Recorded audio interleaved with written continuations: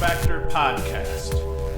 What is up, lacrosse fans? You're watching episode 168 of the LaxFactor podcast. Today, we are going to talk about Premier Lacrosse League. We're going to talk about Conor Fields and the situation that resulted in him finding himself on the bench last season and then, kind of working in and trying to find playing time this year. How did that come to pass? We're going to look at some statistics that may help us figure a little bit of it out. And then we're going to use that kind of same deep dive into the basic statistics to try to look at a couple of older guys in the league, a couple of the geezers in the league that we thought might be on their way out that are having resurgence in their careers right now, and they're really glad to see that. Before I get into that, as always, be sure to like, subscribe, hit the notification bell. If you're on YouTube, if you are listening to this podcast, share the crap out of it with your friends, or you can go to LaxFactor.com, get yourself swag, t-shirts, hats, all that crap. So let's get into this. In a stacked league, how do you decide who plays? And I've been a big Conor Fields fan. I'm an upstate New Yorker, so I'm a Syracuse fan, but I follow all of the upstate programs to a degree, and Albany and Cornell have always been kind of close to my heart here. So a couple of the guys I'm going to talk to are guys that played their college lacrosse in upstate New York. So last season, when Conor Fields ended up on the bench during the Chaos's impressive playoff run, I wondered how in God's name does that ever come to pass? Yes, Conor Fields can be a black hole at times as it pertains to offense because he is a ball-carrying attackman. He is a dodger, a re-dodger, a three-dodger. The dude will go to the rack hard. But I always assume the production seemed to outweigh the turnovers and the lack of ball movement, right? The dude puts up points, and he puts up a lot of them.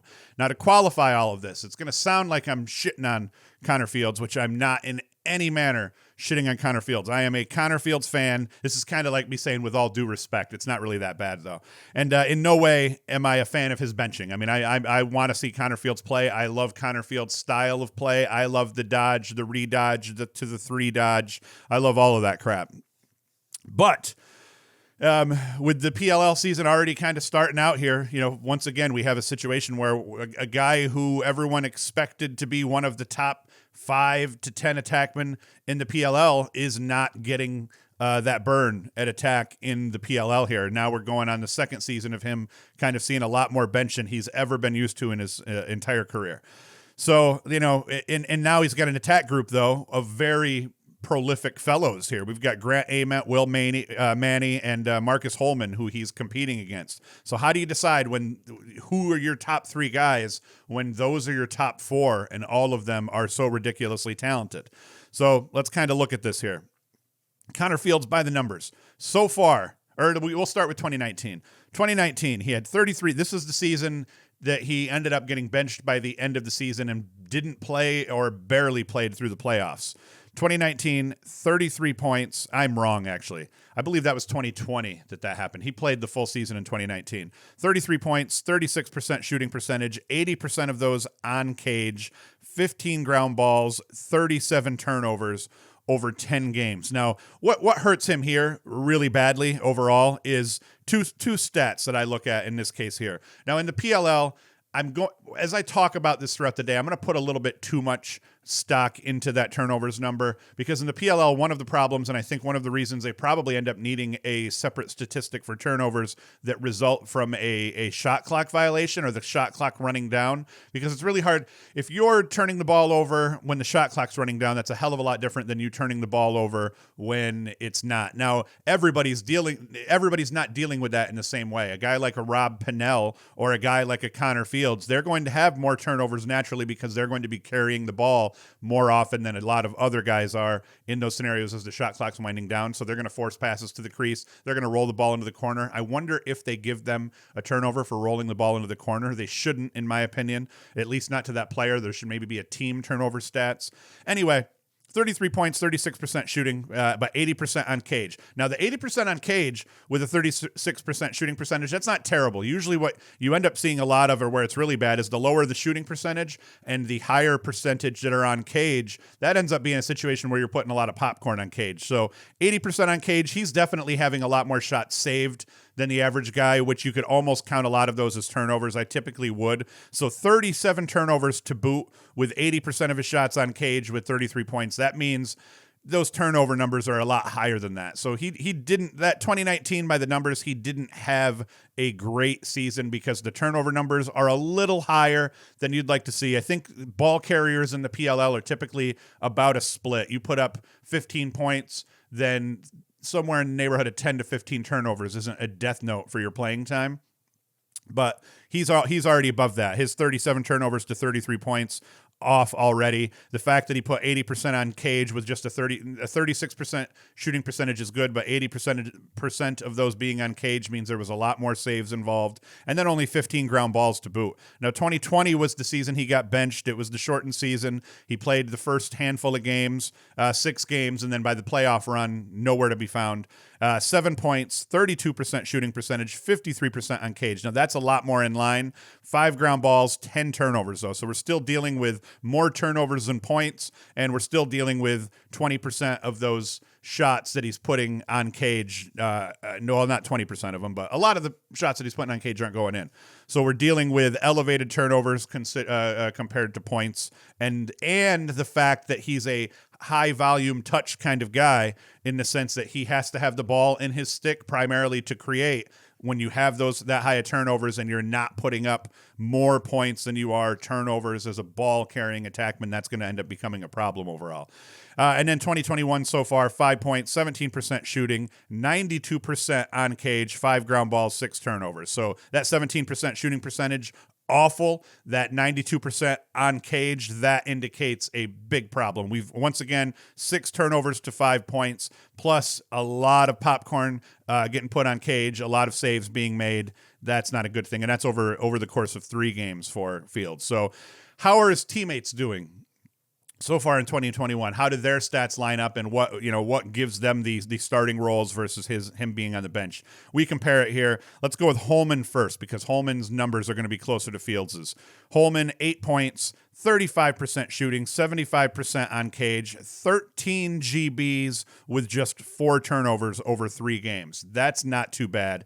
12 points for Will Manny, 12 points, 47% shooting, 74% on cage, 5 GBs, 4 turnovers over 3 games. And then Grant Ament, 15 points, 36% shooting, 79% on cage, 6 ground balls, 8 turnovers over 3 games. And considering he's got Grant Ament has 8 turnovers over those 3 games, despite the fact he carries the ball a metric shit ton, is pretty impressive for Ament and what he's doing in terms of taking care of the ball.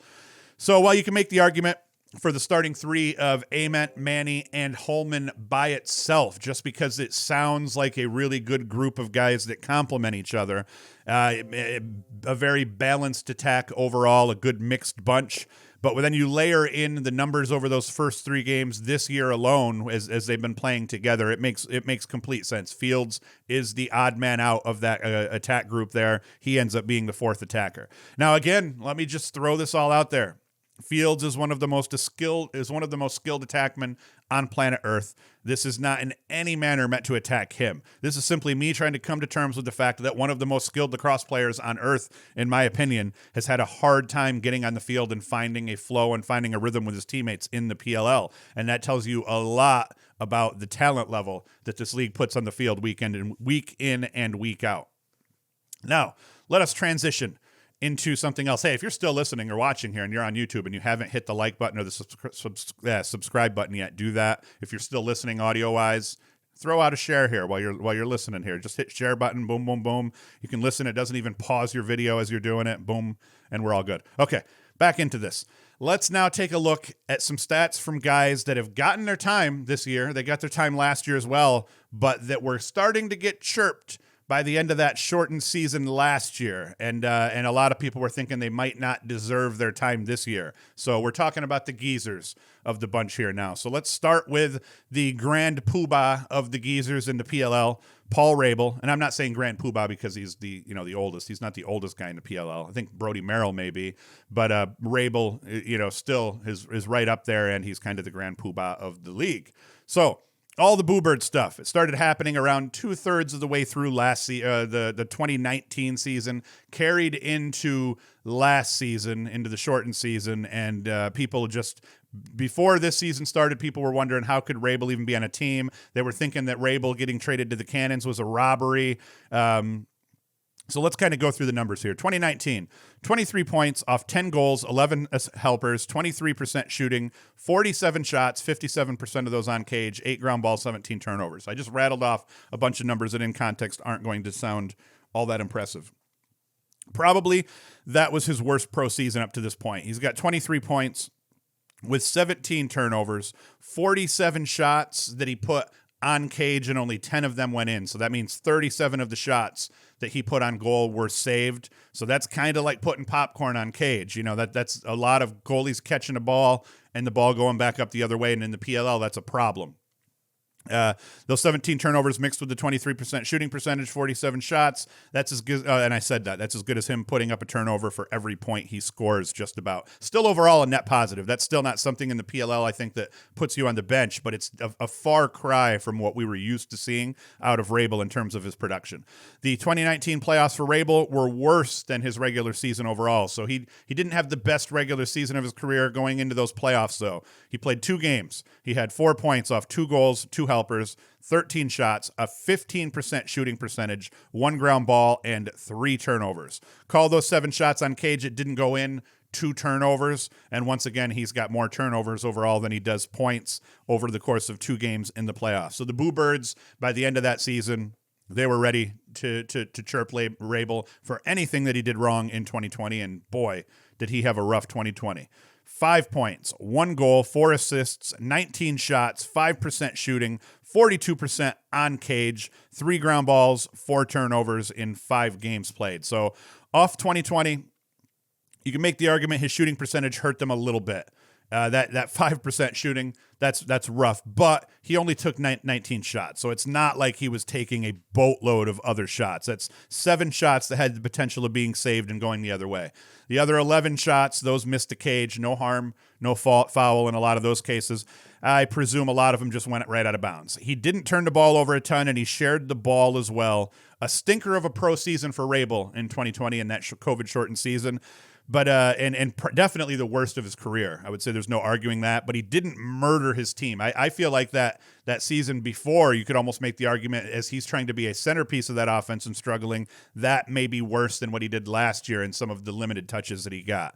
But 2021, everyone's like, oh man, after the season he had in 2020, the getting traded to the Cannons got robbed in that whole deal. What is he going to, 2021 could be the final season in his storied career. Not so, man. He kind of put the Boo Birds to rest here. 13 points so far this season. He's got 9 goals, 2 helpers off 21 shots. That's 48% shooting. That's incredible considering what he's done the last 2 years. 81% of those on cage, 4 GBs, and only 8 turnovers.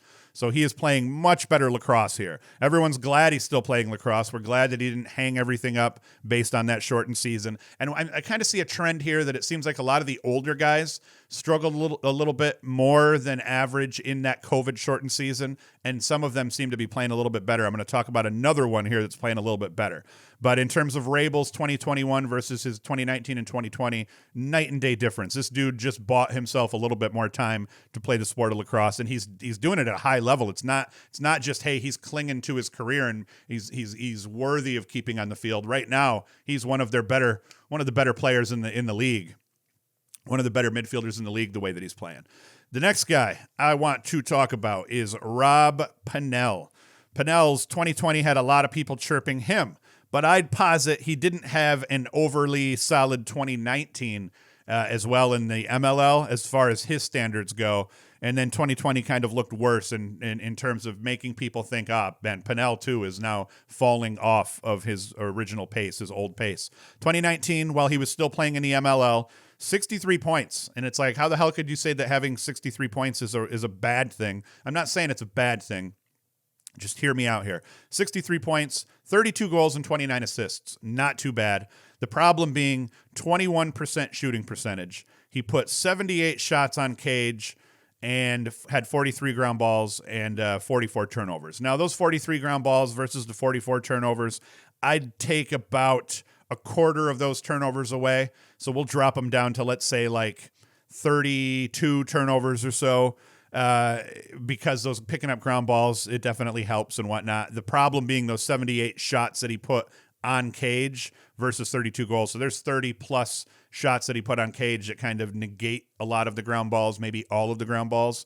And I'm really splitting hairs here because this is kind of trying to dig into the stats to see where the stats correlate to playing time, where the stats correlate to success of the team. And in this case here, we'll go kind of rip through these stats a little bit. Now, all in all, it's not terrible. 3.9 points per game versus 2.75 turnovers per game. So that's still net positive, but couple that with a 21% shooting percentage. That means 46 shots that he put on cage were saved, and that can easily count as 15 additional turnovers, which would bring his turnover number to the area of 60 or so. So this is where I start talking about when you have wasted shots, bad shots, popcorn on cage, count those as turnovers, and he's starting to get up into that area of 1 point for every turnover if you start factoring some of those bad shots as turnovers. In fairness, like I said, picked up 43 ground balls, so that probably negates a bunch of those forced turnovers or whatnot, but I'm not sure. And more importantly for the Lizards finished 5-11 in 2019, if that tells you anything, but alas, there was a lot more excitement when it was announced that he was heading to the PLL despite this. So he struggled in his last season of the MLL. Lizards stunk on top of it with him being their, one of their showcase players. But what's going to happen when he hits the PLL? Everybody was curious. Well, his first season of the PLL, it was the lame duck COVID-shortened season in the PLL. 15 points, 6 goals, 9 assists, 17 shots on cage, 14 ground balls, and 14 turnovers. So once again, turnovers to points equal just about, plus 17 shots that he put on cage. So there was 11 shots that end up being saved going the other way. So his legit point to turnover ratio is sitting just a hair over 1-to-1. That alone is bad for a guy, especially that carries the ball as much as he does. Worse, throw in 6 goals versus 17 shots on cage, and there are 11 shots that he put on goal that were saved, and only 14 ground balls to combat that. He had a legit 1-to-1 point to turnover ratio as the supposed QB of this team's offense in 2020. So that hurt him. People were very disappointed, but no one was more disappointed, I'm sure, than Pannell in the way he played. And once again, we're coming into 2020. Does Rob Pannell deserve his roster spot over some of these guys? Will Rob Pannell stay on the field as often as he's used to? Will he get to play a full game here? We hit 2021. So far, Rob Pannell's stats, 16 points, 9 goals, 7 helpers, 26% shooting, still not great, but 25 shots have been on cage, and he's put 9 of those away, 8 ground balls, 11 turnovers. Now, these are superior numbers to his numbers the previous 2 years. The 11 turnovers, they don't worry me. You're scoring more points than you are turning the ball over. And he's often, like I keep saying, he's often forcing things at the end of the shot clock. So even though I'm putting a big premium on the 1-to-1 point to turnover ratio, in this case, he's the quarterback of an offense. And when you couple in the fact he's carrying the ball as the shot clock winds down, and a couple of instances this past weekend that I noticed that happened, I'm not too upset about that. His shooting percentage is still just a touch low, but again, forcing things at the end of the shot clock, you're going to take some bad shots on top of maybe turning the ball over, forcing something to the crease, do or die dodge. It results in you getting stripped because you get double teamed in that desperation dodge to the cage. That stuff's going to happen at the end of a shot clock. In the PLL so far, to me at least, as I'm looking through these stats for these players, so long as the actual points versus turnover numbers stays on the good side of points versus turnovers, and then there's ground balls and a couple other positive plays thrown into the mix, I'm okay. An example of this is Lyle Thompson is leading the league in turnovers, and if you looked at like his points to his turnover ratio, doesn't look great, but he's also got a handful of ground balls and I think 3 or 4 caused turnovers. So those types of things are the things that negate your chance taking because you're getting the ball back in the clearing game and because you're picking the balls up off the deck when you need to as well. So at this stage, though, legit, Pannell's playing well enough to there should be no boo birds for if assuming Rabil and Pannell finish these seasons out strong like they've started. There's going to be no boo birds coming into the 2022 season talking about how much playing time they do or do not deserve. Some other guys that I'm going to talk about here as they're kind of coming into the end of their careers. Let's go to them now. Is Kyle Harrison. I want to talk about him. Why can I not open this? All right, so Kyle Harrison for the Redwoods. He's another one of the geezers. Now, Harrison and the other guy I'm going to talk about here, why did it bring up Latrell Harris? That's not Kyle Harrison. Well, you know what? We're going to skip them. I'm going to come back and I'm going to talk about two other guys. I'm going to talk about Harrison and Ned Karate in the next episode, as we kind of continue to talk about old guys in the league and how they're playing, how they're faring. And I think for them, they haven't put up the numbers and the production that the other two I just talked about have, so maybe we'll give them one more weekend to do that. Let's move on from here now, and let's talk about some rookies. And I'm going to do this over the next couple of weeks. I'm going to talk about more geezers and more rookies, and that's one of the things I'm the most interested in this league, because you can kind of see it with the fewer teams and the smaller rosters. You can kind of see it better than you usually can, but that dichotomy between aged guys on these rosters and how they play and lead teams compared to these rookies that just come onto the field and put up points right away. Let's talk about a couple of them. Same thing here. I'm not going to talk about all the rookies that have factored so far. Rafis is one I'm not going to talk about today. I'm going to do a separate video about Rafis, or a separate show. I'll talk about him next week. But the first one I wanted to talk about, because he had a good weekend this weekend, was Mac O'Keefe, rookie out of Penn State. Finished his college career with a .402 shooting percentage. Finished 2019 with 96 points off 78 goals and 18 assists, and was having a nice 2020 season prior to the COVID murking it. But in 2021, he struggled badly at Penn State without a real alpha dodging threat to QB that Penn State offense. He only puts up 21 goals and 3 helpers in 9 games for his lowest points per game average of his career. He averaged 3.1 points per game as a freshman and only 2.6 points per game as a super senior. Not just a senior, but a super senior. Nonetheless, one of the greatest off-ball players in the history of college lacrosse, and his value at the pro level is without question. I've been saying forever, he wasn't just one of the best off-ball college players to play the game. He's even in college, he was still, to me, one of the best off-ball players in the sport, period. So as a pro, 2-point goal in his second game and a single. And he's got a 2-point goal. In his second game, he had a 2-pointer and a single, and the game-winning 2-point goal in his fourth game against the Redwoods. Not really a great fit with the chaos, in my opinion. I think that Mac O'Keefe proved at Penn State his senior year he needs a really good alpha dodger, a really good QB to kind of play the Batman to his Robin, I would say. And he does not have that in the chaos. The chaos is kind of a team. I talked about it in the last episode. A team built off of goal scorers, playmakers, but not necessarily dodgers and QBs. So I think that's going to kind of hurt him through his rookie season, but eventually he'll be fine. He's going to have a long career at both the box level and the PLL level. I think that in the NLL, he might even have a better career than he does in the PLL, but this kid's a true chameleon. You know, you put him on the field, whether it be in a box setting or in a field setting, and I think he's going to find holes and he's going to score goals. That rhymed. My nose is itching, man. Badly. I got a shave and my mustache is tickling it. It's weird. I just weirded everybody out just now. Next guy I want to talk about, who had his debut last weekend, Jeff Teat, Cornell. Teat was robbed of his senior year at Cornell. Over 2 seasons, he was robbed of it. But over his 3 seasons, he put up 72 points, 99 points. Oh, I was like, what the hell is that note saying? Over his career, he put up 72 points, 99 points, and 70 points respectively as a freshman, sophomore, and junior, and no doubt would have had a monster senior year had he had gotten a chance to take the field. Teat was highly coveted for within both pro leagues, taken first in the 2020 NLL draft and first in 2021's PLL draft. Teat can do a bit of everything, hence him being such a hot commodity.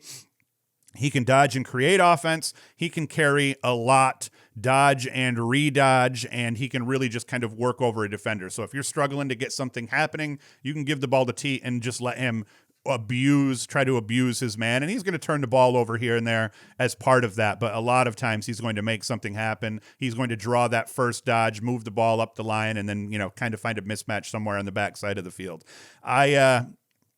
And one of the key things, he feeds as well as anyone on the run. A lot of guys you'll see, they're kind of spot feeders. They kind of stand and kind of just walk with the ball as they're trying to see who's open, stand at X, stand on wings. Teat can dodge and feed a la Tom Schreiber. Maybe not quite as crazy as Tom Schreiber in some of those cross-field passes, but a very formidable passer while he's moving. And he'll play off ball. He can score in close. He rides. He picks up ground balls. He's kind of like a Ryder Garnsey, I think, but he feeds much more effectively. But you see Garnsey pick up a lot of just head scratching ground balls where you're just like, whoa, I can't believe he can. And I think Garnsey's better than anyone at that kind of thing, picking up those weird ground balls in situations and then turning them into offense after. But Teat isn't too far behind him in that way. Very aggressive kid overall. He scraps. The best thing you could say, he scraps. As a pro so far, his first game, tough outing, 0 goals, 2 helpers, off 5 shots with 5 turnovers. That's a stinker of a game for Teat. His second game, though, he goes off, and he has a beautiful second game. 7 goals, 2 assists off just 11 shots with just a single turnover in the Atlas's win over the Cannons. So the future is bright for Teat. His earning potential as a top prospect in pro lacrosse in both leagues is incredible. Between what he'll make in salary from the NLL, the PLL, mixed with camp and appearance and loot and all this crap, the kid's going to be one of the top earners in the sport of lacrosse after just a couple of seasons here, I predict. And then one more guy I want to talk about before we call this quits today, Jake Carroway. 51 goals and 17 helpers in 2021 for Georgetown, 195 goals and 87 assists over his career at Georgetown. A serious offensive threat. Can finish from distance and in close, can dodge and will feed when forced to, takes care of the ball overall. He had a .313 shooting percentage over his career for the Hoyas, was one of their main threats on offense as a freshman right through to the end of his career. He started playing right away as a rookie and was one of their best guys, one of their top threats all the way through the end of his career. At the pro level, found a little niche already as kind of a matchup scorer here this year, dodging on short sticks, finishing off ball, both mid-range and from deep. So far, he has 7 1-point goals and 2 2-point goals and an assist over his first 4 games of action. Those the 2 doubles that he scored, or the 2 deuces that he scored, puts him tied for the top in the league in terms of number of deuces, because I think 2 is the tops right now. I think there's like 3 guys tied with him here. So yeah, and I mean, he's done this all just off 4 games of action. His first game, not great. You know, he didn't play awesome in his first game. He turned the ball over 3 times in his first outing and only 1 per game over the last 3 contests. So that first outing wasn't great. The last 3 games, though, he's taken care of the ball. He's put up points. I think he's in the area now, averaging like somewhere around 4-5 points a game. So he's having a hell of a season here so far as well. So that's it. What I'm going to do is I'm going to talk about, like I said, next episode, we're going to talk about what happened in the games. We'll be back Sunday morning. We'll recap Friday and Saturday's games. We'll do that. We're going to also talk about Kyle Harrison and Ned Crotty, and more specifically, how did they do in last weekend's games. We'll try to see what the Geezers are doing. Keep checking in on the Geezers to see how they're playing to end their careers. Because a guy like Harrison, this is it. This is his swan song. And then I want to talk about more rookies. The other rookies I want to talk about here, Sowers, T.D. Erlin, Danny Logan, Keelty, Rafus, Tarafanko, Kirst, Bertrand, Ryan Smith out of Robert Morris was an interesting one. Justin Anderson. Jackson Morrill is finishing the ball in the PLL better than he did playing college lacrosse this last year. So a bunch of guys I want to talk about. As always, be sure to like, subscribe, hit the notification bell, share the crap out of the video. Go to LaxFactor.com. You can get yourself some swag. Support us that way. I will be back on Sunday, and as the next couple of weeks roll out here, we will start to kind of hit our stride, figuring out what we want to cover in the PLL, what we want to talk about outside of just the games. I'm trying to branch it out and do a little bit more features, talk a lot more about players specifically, do player profiles, talk about how they play in specific games, crap like that. So we'll figure it out. We'll get our legs underneath us, but back to a Thursday, Sunday schedule for everybody. So that is it. Thank you for listening. Thank you for watching, and Hoost is out.